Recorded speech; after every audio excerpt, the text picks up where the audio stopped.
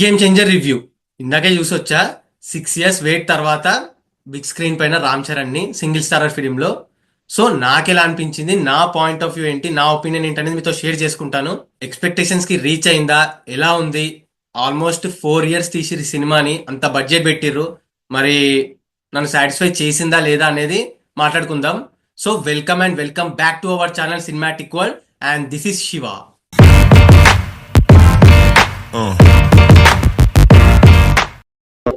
ముందుగా కథ విషయానికి వస్తే, రామ్ ఐఏఎస్ ఆఫీసర్ అయి వైజాగ్ వస్తాడు. అసలు ఎందుకు వచ్చాడు, ఐఏఎస్ ఎందుకు అయ్యాడు, తన బ్యాక్ స్టోరీ ఏంటి, ఈ ఈ గ్యాప్ లో తనకు ఉన్న రైవల్రీ అంటే తనకున్న క్లాష్ ఏంటి విత్ సీఎం అండ్ సీఎం కొడుకుతో, ఏంటి ఆ క్లాష్ ఏంటి, అసలు అప్పన్ ఎవరు, ఇదంతా బేసిక్ ప్లాట్ అనమాట. సో ఫైనల్ గా నేను ముందు కూడా చెప్పాను, నాకు ప్రతి అప్డేట్ కి అంటే గేమ్ చేంజర్ ప్రతి అప్డేట్ కి ఎక్స్పెక్టేషన్స్ తగ్గుతూ వచ్చా, హైప్ తగ్గుతూ వచ్చిందని. అండ్ నిన్న వీడియోలో కూడా చెప్పాను, నేను డీసెంట్ గానే పెట్టుకుంటున్న ఎక్స్పెక్టేషన్స్, మరి హై కాదు లో కాదు. ఒక Shankar cinema, Ram Charan 6 years comeback, so decent గానే పెట్టుకొని వెళ్తాను అన్నాను. సో అలానే పెట్టుకున్నాను ఎక్స్పెక్టేషన్స్ కూడా. నా ఎక్స్పెక్టేషన్స్ కి కంప్లీట్ గా రీచ్ అవ్వలేదు cinema.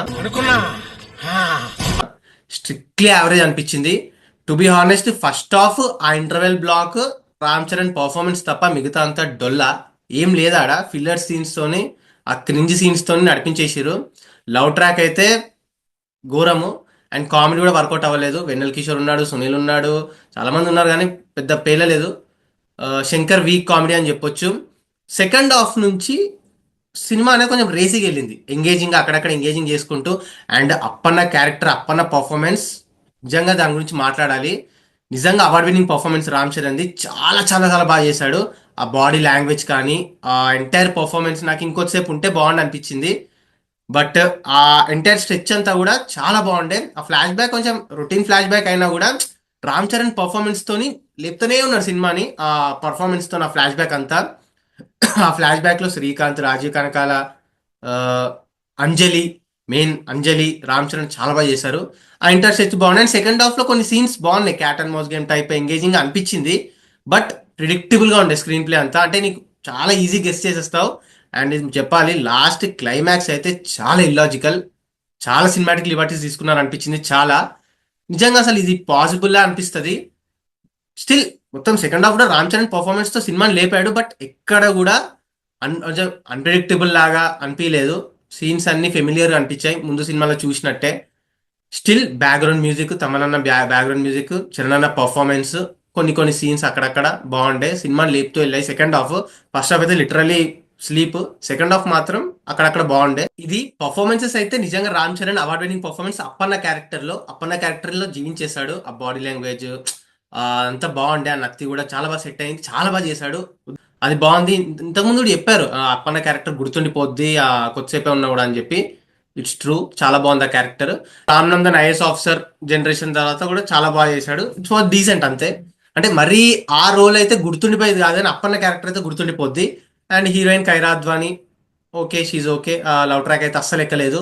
And Anjali, Srikanth, S J Surya villainism మళ్ళీ పీక్. ఆయన విలనిజమే సెకండ్ హాఫ్ లో కొంచెం మనకి ఇంట్రెస్టింగ్ ఎంగేజింగ్ అనిపిస్తుంది. సో అది తప్పిస్తే ఇంకా సునీల్ నార్మల్, వెన్నెల్ కిషోర్ కొద్దిసేపు ఉంటాడు నార్మల్, బ్రహ్మానందం ఒక చిన్న రోల్ కనిపించింది, ఇట్ వాజ్ నార్మల్.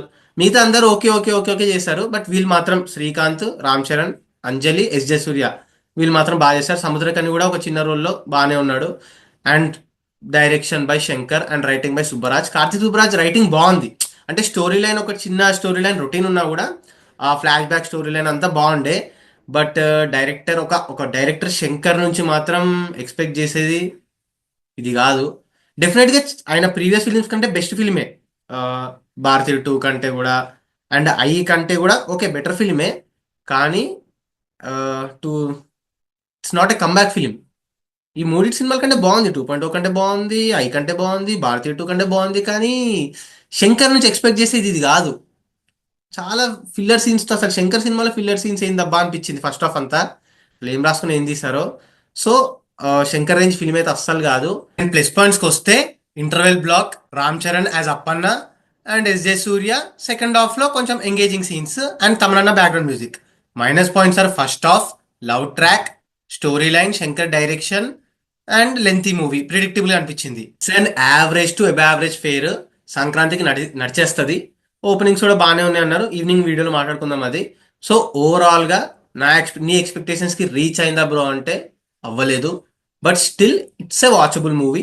సరదా సరదా అట్లా అట్లా ఫస్ట్ హాఫ్ ఏదో అట్లా అట్లా వెళ్ళిపోవడం, సెకండ్ హాఫ్లో అక్కడక్కడ కొన్ని మూమెంట్స్ బాగున్నాయి. రామ్ చరణ్ ఇప్పుడు వచ్చే ప్రతి కలెక్షన్ కూడా రామ్ చరణ్ పేరు మీదే వస్తాయి. రామ్ చరణే లాగిండి సినిమాని. ఫ్లాష్ బ్యాక్ అయితే గుర్తుండిపోద్ది. సో రామ్ చరణ్ మొత్తం సినిమాలో రామ్ చరణ్ మాత్రమే షైన్ అయ్యాడు. స్టోరీ స్క్రీన్ ప్లే ఏం పెద్ద షైన్ అవ్వలేదు. శంకర్ ఫెయిల్ అయ్యాడు. రామ్ చరణ్ మాత్రం పీక్స్ లో పెడతాడు సినిమాని. సో వచ్చే ప్రతి కలెక్షన్ ప్రతి రూపాయి మీద రామ్ చరణ్ పేరే ఉంటుంది. సో అది గైస్ నా రేటింగ్ సినిమాకి 2.8. 2.8 కూడా అందులో సగానికి సగం, సగం కంటే ఎక్కువే రామ్ చరణ్కే వెళ్తుంది. సో అది గైస్ నా రివ్యూ అండ్ నా ఒపీనియన్. మరి సినిమా చూస్తుంటే మీకు ఎలా అనిపించింది, మీ పాయింట్ ఆఫ్ వ్యూ ఏంటి, మీ ఎక్స్పెక్టేషన్స్కి రీచ్ అయిందా లేదా అనేది మాతో షేర్ చేసుకోండి. అండ్ ఇంకో మంచి ఇంట్రెస్టింగ్ వీడియోతో మళ్ళీ కలుద్దాం. Until then take care, bye. Signing off team Cinematic world.